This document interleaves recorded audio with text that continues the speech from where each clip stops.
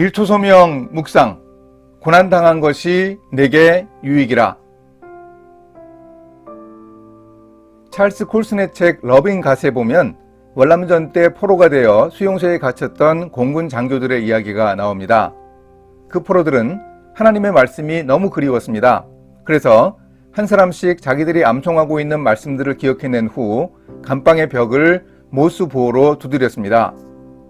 그렇게 외우고 있는 말씀들, 기억하고 있는 성경의 에피소드들을 동료들과 다 나누었습니다. 그 이후에는 좀 미안한 이야기지만 신참 포로가 들어오기를 간절히 고대했다고 합니다. 신참 포로가 들어오면 혹시 새로운 말씀을 암송하고 있을까 기대했기 때문입니다. 겨우 간수의 허락을 받아 영어 신약 성경을 빌렸습니다.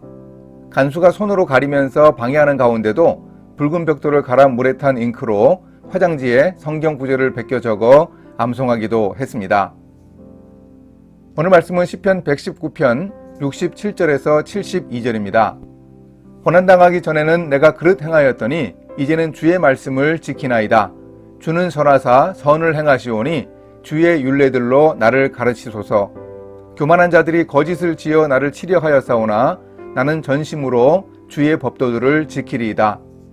그들의 마음은 살쪄서 기름덩이 같으나 나는 주의 법을 즐거워하나이다. 고난당한 것이 내게 유익이라. 이로 말미암아 내가 주의 율례들을 배우게 되었나이다. 주의 입의 법이 내게는 천천 금은보다 좋으니이다.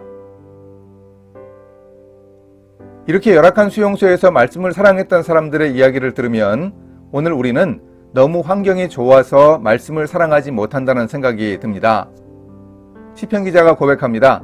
고난당하기 전에는 잘못을 많이 했습니다. 하나님이 선하신 분이니 말씀으로 자신을 가르쳐달라고 요청하고 있습니다. 세상에서 살아가며 하나님을 모르고 교만한 사람들이 거짓으로 모함하고 위협하는 상황에서도 어떻게 해야 문제를 해결할 수 있는지 알고 있습니다. 마음을 다하여 하나님의 말씀을 지키는 것이 해결 방법임을 시인은 알고 있습니다. 악한 사람들은 그 마음이 둔하고 세상의 풍요에 목숨을 겁니다. 그러나 하나님의 말씀을 사랑함이 고상하고 가치 있는 일이라는 사실을 시인은 깨닫고 있습니다. 그래서 시인은 고난당하고 나니 이제야 말씀을 지키고 그 말씀을 지키면서 하나님의 법을 즐거워하게 되었다고 고백합니다. 고난을 통해 하나님의 율법을 배우게 되었으니 유익하다고 노래합니다. 고난당한 것이 유익하다고 노래하는 것은 처절해 보이지만 행복한 상황이 아닐 수 없습니다. 고난을 통해서 배우는 말씀의 가치와 하나님에 대한 사랑은 정말 우리 인생에서 경험해 볼 만한 귀한 축복이 아닐 수 없기 때문입니다. 우리도 우리의 삶 속에서 하나님의 말씀에 집중해야 하겠습니다. 일이 힘들 때 더욱, 사람들로 인해서 애매한 고난을 겪을 때 더욱 더 하나님의 말씀 속에서 주님의 뜻을 찾읍시다. 말씀이 우리를 하나님의 사랑에 붙들어 메어줄 것입니다. 하나님의 사람으로 온전하게 하며 모든 선한 일을 행할 능력을 갖추게 하는 말씀을 통해 우리의 삶이 회복될 수 있습니다.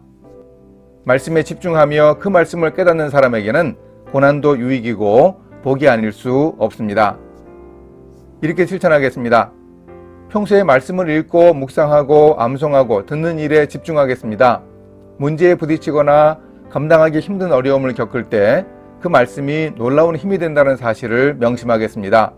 믿음을 가지고 어려움들을 헤쳐나갈 수 있도록 노력하겠습니다. 함께 기도하십니다. 하나님 아버지, 일터의 삶이 그리 수월하지 않지만 지속적으로 말씀 생활에 충실할 수 있게 믿음을 더하여 주소서. 말씀을 깨달을 수 있는 지혜를 주시기 원합니다. 깨달은 말씀을 실천하게 인도해 주소서. 예수님의 이름으로 기도합니다. 아멘.